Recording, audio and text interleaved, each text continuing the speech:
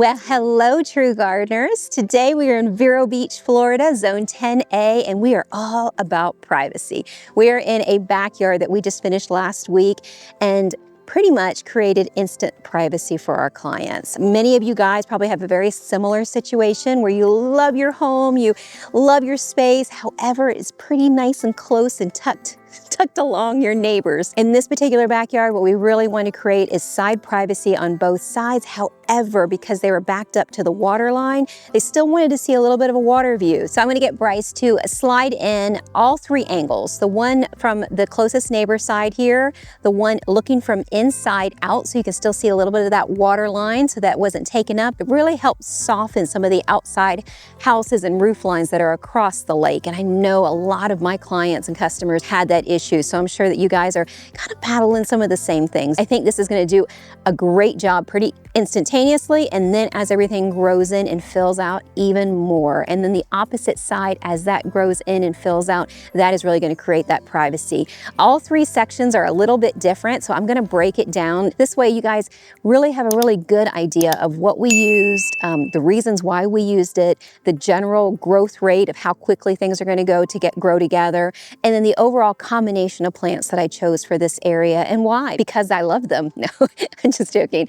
Because they work together. Plants that work together, that live together and grow together are so much easier to maintain because of the perfect collection. So this grouping is going to grow together so beautifully, give them that tropical look, but be on the easier maintenance side and still offer them a pretty controlled privacy. All right, you guys, so let's jump right in and get started on the heavy side. All right, you guys, so we are gonna start on the beefy side. So this is what I would consider the widest part of the backyard. We have a good amount of girth here. The pool is over here, but what is on the other side of these fishtail palms, of this nice green wall here, would be the neighbors. And they're more than likely pool that they're gonna put in, and you can kind of see how they're exactly adjacent from each other.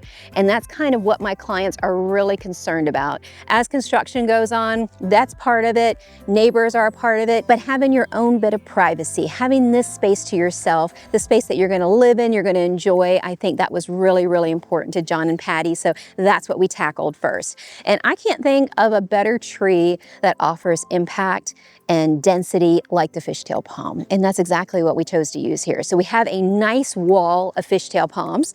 These are 30-gallon size. This is about what you get for a 30-gallon size. They're about 7.5 foot tall.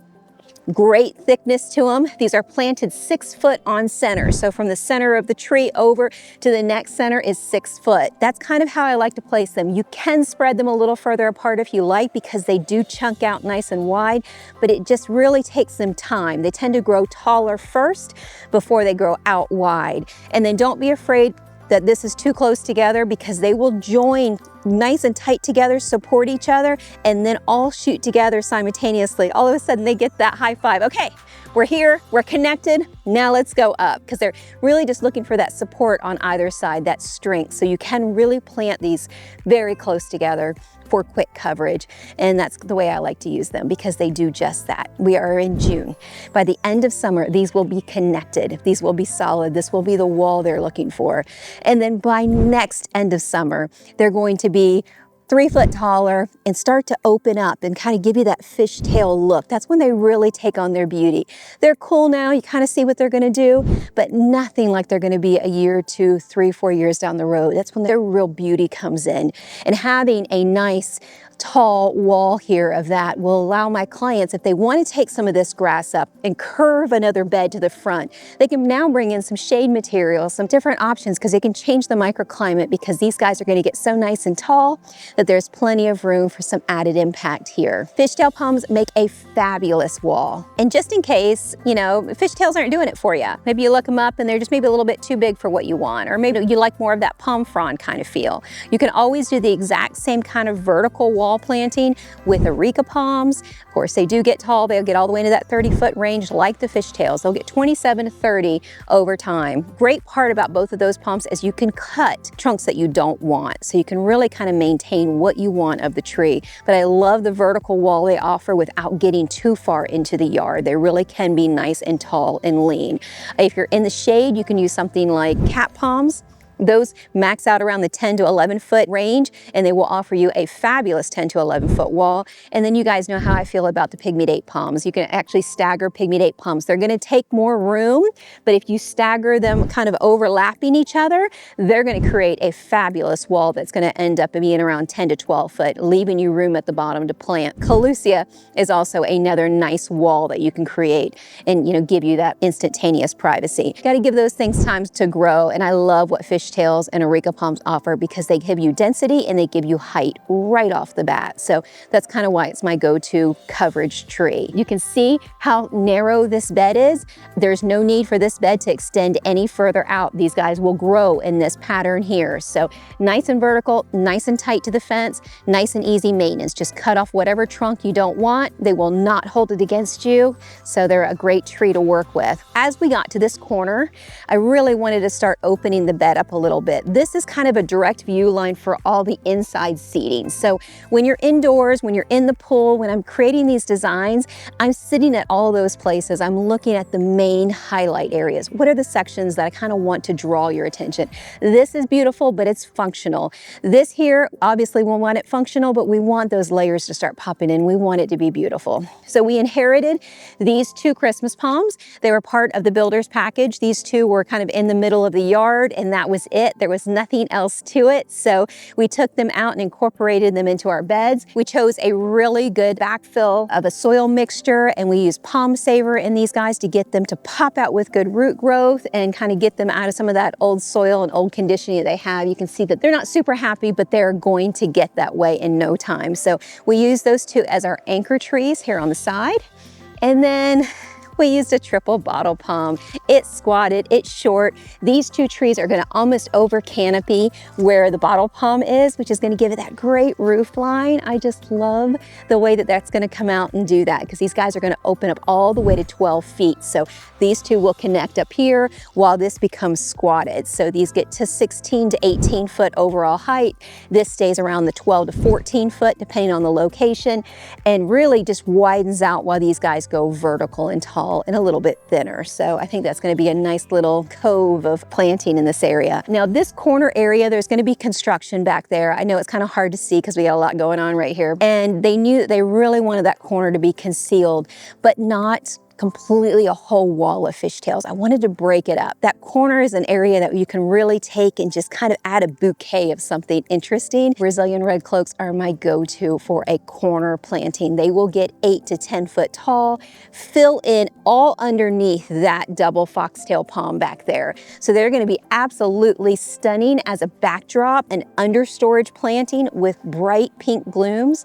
Really give just some interest to that spot. And we don't have many of them. We have 4 15 gallons back here, but they are gonna absolutely engulf this whole corner at 8 to 10 foot tall underneath the canopy of this tree and fill in all under here, give you this gorgeous, look at this, you guys, look at this leaf. At such a young plant, and this leaf is just so stunning. They're going to give you that 8 to 10 foot coverage of this dense leaf and then pop out big cone shaped dark pink blooms. And that's what's really going to give this back a showstopper kind of feel. It's going to be flanked with fishtail palms on both sides, and through the middle is going to be this double foxtail palm coming out of the middle with this cool foxtail frond leaf. I just love the way that's going to come out of all of this cluster foliage in here. It's just really going to be dense, really going to be pink, and really going to be just very, very, very private, but tropical, and that's the goal. So now I'm sure you can imagine that with these trees kind of all coming in, this coming up, those coming this way, the canopy of this tree really giving us coverage, this area is going to get a bit dark, and that's going to happen in no time. So what I wanted to bring in was a few brighter tones and colors. So what you do see when you're looking from the seating section, you see the bright tones. So we've got a little clustering of the curly dwarf Java white copper leaves, and then one of my favorite plants ever, which is this Song of India. Oh my gosh, you guys, it is just so gorgeous. The darker the location that it's in, the more white and green it gets. And I think that just a little surrounding the base of this tree is going to like scream, hey, little spotlight in the garden. It's going to give you that little bit of impact of brightness. And I think that's going to actually be a stunner as this garden opens up. Down below, it's time to get nice and neat. We don't want anything too crazy. We got the crazy in the back. Now it's time to kind of outline everything with some controlled, detailed planting. And you guys know that I love the Gold Mound for that. I love what Gold Mound offer. They give us just a little bit of a pared back, controlled, almost like a little tropical leafed hedge. And then if I have Gold Mound, I tend to really love to bring in little rubies. These rubies will offer that dark tones at different times of the year. They get a little bit green during the early summer, and they get a little bit red and dark purple during the winter and fall seasons. So if Gold Mound and the little rubies are not kind of your speed, if you kind of want something that's kind of tapered back, maybe you have enough color back there. I love the Carissa Boxwood Emerald Blankets. They make a nice controlled planting. So do Dwarf Ixoras. They make a nice controlled planting. You do need a little bit more sun for those, but I'm telling you, it's worth it because they just really give you that pop of color. That tiny leaf makes everything look super, super tight and controlled. So whatever you put to the back can be crazy, can be wild, but that front couple tiers, if you can make that nice and tiered and controlled, it really does a nice job of helping it come together. And this isn't a big bed, you guys. If I'm looking from this corner to all the way back in that far corner, and it's very V-shaped, so it goes back very, very far to that back, we're only looking at 10 feet. So we didn't come out very far into this landscaping. My clients had dogs, so they wanted to make sure to keep as much open grass as they could and then still enjoy the privacy and the landscaping. So this is one way that we chose to do it. We chose to keep everything right at the perimeter of the fence line, and I think it did a nice job of giving them the coverage without taking away all of their grass. There's not much grass we have here in Vero Beach, so we've got to keep what we've got. So lastly in this bed are going to be the Anne Maries. And I feel like, I mean, they deserve a mention because they're here and they're very young and they're really not popping out yet, but I'm still gonna mention them. I'll get Bryce to pop up a picture of what Anne Maries look like in the garden as they really flesh out with color. These are gonna be stunners when they do that. They're just not quite there. We have a little clustering and they offer you like a red and yellow and even a tad bit of pink coloration in the blooms. So they're going to be a perfect little ground cover.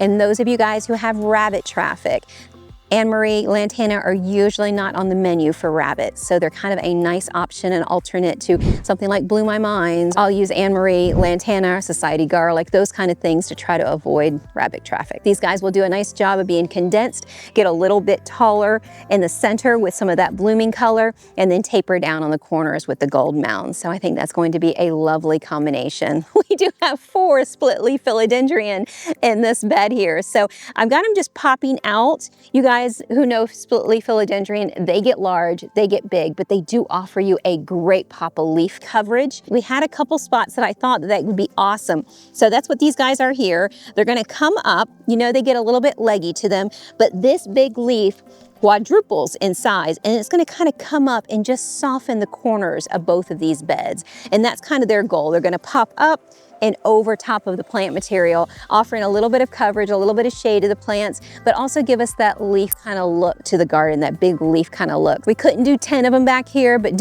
pop it in a couple.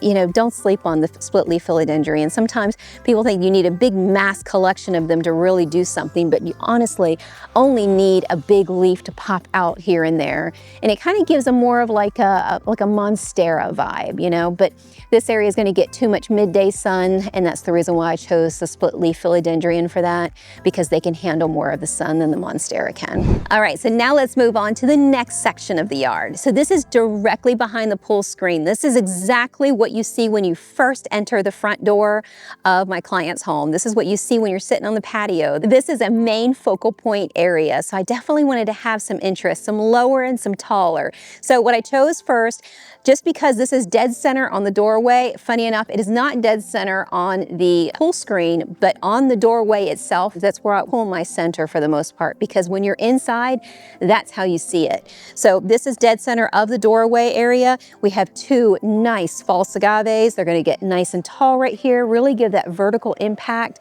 offer some structure in the garden, but not kind of block the water line, you know, kind of be something you can see through, but it's still dynamic enough to catch your attention, and then you kind of float off from there.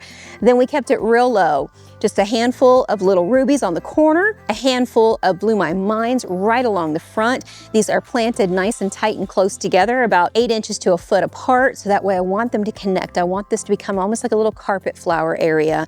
And then just a staggered little grouping of the foxtail ferns, just to give the bed a little bit of weight, and then that's it. A nice oval shaped bed, you know, just to kind of make it a little interesting. And then it kind of creates more of a meandering pathway of grass here that the dogs get to use and play ball in and whatnot.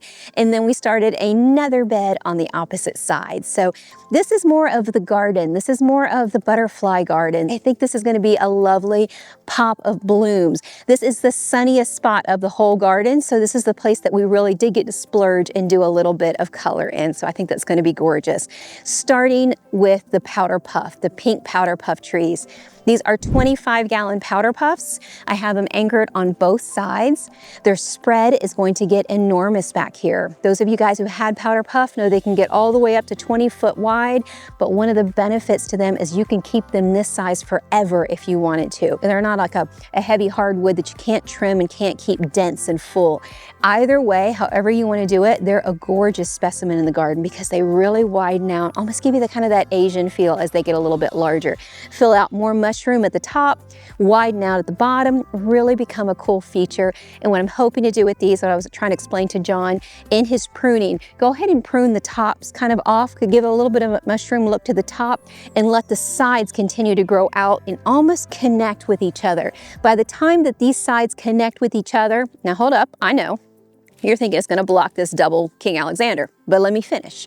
Once these guys connect like this King Alexander is gonna be 25 foot tall, pretty much all trunk at the base here, and then you're gonna have these gorgeous 15-foot wide fronds at the top of this canopy of trees. So you'll have like a hammock that comes across the middle, which will serve as the perfect thing of coverage. It'll kind of become that colorful wall to kind of help disguise all of those houses, all of those backyards, all of those screen rooms back there. That will become your wall of pink and green.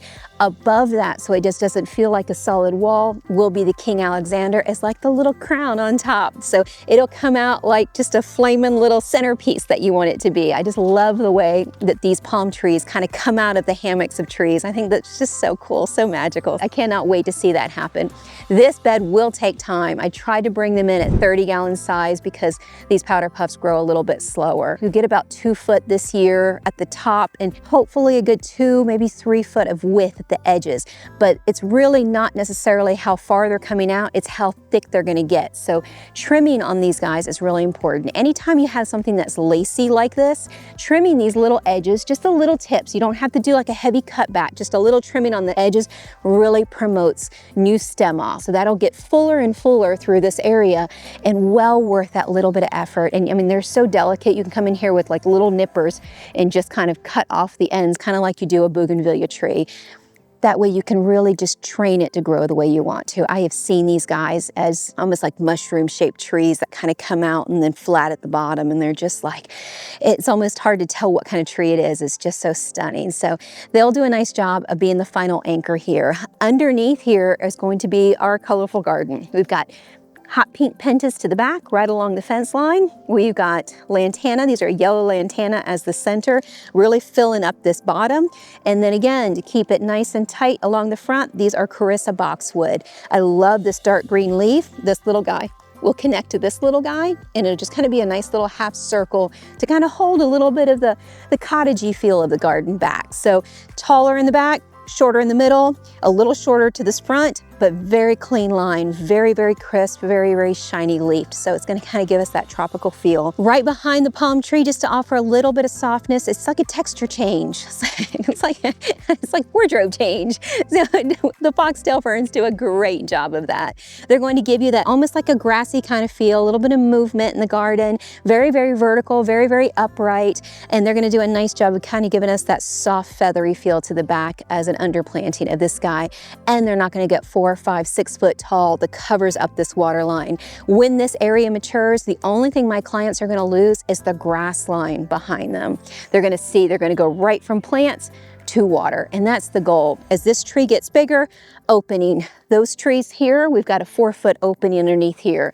Once they have a 5 to 6 foot opening, it's all water and no houses, which is kind of a nice thing. So especially when you want to keep that breeze, keep that water line, but not, you know, not everything else. We have another false agave, and I know this guy looks like it doesn't have exactly a purpose here, but when you're looking from inside out this way, we have 2 false agaves here, 1 dead center here. So it looks like this guy's directly in the middle. So we've kind of given it a triangle. So we have those 2 forward, 1 pulled back. We have these 2 trees pulled forward and the one behind me pulled back. And anytime you can do a staggered grouping like that, where you have a triangle to the front, a triangle to the back, I don't know, it just comes together. It looks really, really well done. And then when everything grows up and has more stature, more substance in the garden, then it really turns into almost, like I said, a statue in the garden. It kind of really becomes that architectural detail where they all kind of play together. So I hope that that's coming across on camera for you guys. So if you guys are liking this look or kind of seeing the reason behind it, but you're like, you know what, I've just never been a fan of powder puffs. They're not my thing. That's okay. There's other trees. Bottle brush trees. The standard variety is my favorite. The weeping can get a little bit crazy, can get a little broad and wide, but the standard is more lollipop shape. So it has a dense, rounded head, big, nice, solid trunk. You can put 2 standard bottle brush and they will get 10 foot wide and really give you whatever size you want, which I think is the point here. As long as you can have about 5 foot of clear trunk and then that dense, thick canopy at the top, then you're kind of getting exactly what you want. You get the blockage with something natural, with something with color. Bottle brush will do a great job with that. The next thing that you can use is a hibiscus. I love hibiscus. Just make sure it's not kind of like this where it's too windy of a spot, because they have a tendency where they don't root quite as well. So stake them really nice and tight, so that way the canopies can get real big and you're not constantly cutting it back. A hibiscus tree will do the same. You can manage the size and you have a nice dense canopy. Crepe myrtles are ideal. If you guys are only here during the summer months, crepe myrtle is an ideal tree to use because you can keep it whatever size you want. The blooms are extraordinary. Unfortunately, it is only during the summer, and then the winter, of course, they fall off. A little dollop gold mound. Now, it's rare that I put one of anything in the bed, but I have one on one side, the false agave, and another on the other because I didn't have much room, but I still needed a highlight around this bad boy. I kind of wanted some impact from the inside. So a gold mound on either side to kind of give us some pared back feel from the foxtail ferns, because that's my motto, tight and controlled against the crazy, and that's kind of what they're gonna do. Then down at the bottom, we have just a nice little row of Blue My Minds, and that's gonna offer just a little delicate color and tie in with the delicate color in that bed. Now, what's great about this bed is there's room for pop out. So right now they wanted to keep it, you know, fairly simple. The coverage where they needed it, some color where they wanted, but ultimately you can kind of see how this can pretty much be a thinner pathway. That bed can loop out more here and here. You can kind of make this meander more this way and tighten this whole area up. Maybe make another seating section over there. This is a growing landscape because this phase does not have to be the one and done. And I try to encourage my clients where if you can push your landscaping out to the extent of your property, if that's a doable thing for you, start there, because once you get that bug, it's like, okay, I'm really liking how everything's growing in. What happens if I just, you know, pop a bed out here, or pop a bed out there and add to it, kind of work your way forward. And you can do that slowly over time, a phase at a time. And that's how I hope these videos come across. I hope they come across where that's kind of doable. I can kind of see the direction that you're going in here. And then as you build up the videos, you build up ideas of what might work with your style, what you like, and equally what you don't like, because that's just as important when you're creating a space, especially when you're limited like we are here in Vero Beach. A lot of the Florida homes are very similar to this, where you have very little space. So you want to make sure that what you put in there is something that you're going to be ideally happy with. So research is key, or hire a company like ourselves, a landscape design company, or wherever you are, and investigate that a little bit prior to actually putting the first planter tree in the ground. That way you're sure to really like the direction that you're going in, and you're not doing things backwards or not doing things over. There's one thing about about investing money into landscaping, but there's a whole other thing in wasting it in landscaping. And I know that happens a lot more times than it should. So anyway, so kudos to you guys for doing your research today. All right, so we're now in the opposite corner. And although I love balance, I think it was very important to have something different going on here. I did stick with the foxtail palm, but this is a triple compared to the double that we have on the opposite side. So we have a nice triple foxtail palm for this corner. Flanking on either side, we have 2 Kintiopsis palms. Oh my gosh, you guys. I love this. I mean, just look at this giant leaf compared to me. I mean, this is a huge leaf. This is very vertical tree, very upright, grows slow. For those of you guys in the northern area, Melbourne, Cocoa Beach, Satellite Beach, maybe even into Orlando, these guys can handle it. They can get down into temps of 24 degrees. Fabulous tree to work with. I love that upright look that they have to their fronds. So they have a nice small trunk. They will, of course, grow tall like most palms do, but they're going to do it at a slow rate. So they're really going to offer this kind of look. But once they do grow tall, they're not going to compete with this triple foxtail palm. It is going to be the crown on the top. It's going to be the one that's pushing through. These will be the understory trees, but these fronds will now eventually start to open up and kind of come across me. They won't quite touch. They're not quite that wide. They're still more vertical than they are wide, but they will come pretty darn close and kind of become almost like a little hammock to this area, like a little cove to this corner. And that was the goal on both of these corners. Because we had to work so tightly against the fence, you want to make sure that you push it back as far as you can. Make sure that whatever's in that rear corner, make it the tallest thing in the garden. Make it the crown. So that way, when you put other things on either side of it, you're almost creating that V shape above your eye line. And then all of this lower material, this is just fluff. This is just filler. It really kind of creates a cove of its own without you having to do any of that work, because palm trees are way less maintenance than plants themselves. If you want to create this look, but maybe these palms aren't an option for you, some other options. If you can't do a triple foxtail palm, look into something like a King Alexander or a regular Alexander, a Montgomery palm. Those are all palms that kind of really give you that big, nice bow to the trunk and gives you a nice, dense, full, thick canopy. Because what you're looking for is a big umbrella back there, that big thing that comes up and out. Another thing would be a cold coconut if you're from the north. A regular coconut is ideal if you're down south, because it's going to really give you that great branching and it's going to do it pretty fast. On either side, you guys know I love the King Alexanders, the singles. I would put a single King Alexander, another single here, and that really does a great job of kind of giving you that vertical feel without taking up too much space. So that would be a good look. To the back, we have the Rojo Red Copperleafs, and I know you guys know, you see me use them all the time. They're going to get 6 to 7 foot, fill in this whole back corner. This is going to be a dense cluster planting that's going to be nice and full, because what my clients are looking at are 5 or 6 different pool areas and different screen rooms back there. So having this corner more dense is ideal for that privacy, for that coverage. And this is going to do a great job of that. Right through the bottom, our Song of India. So we have a bright spot on both rear corners.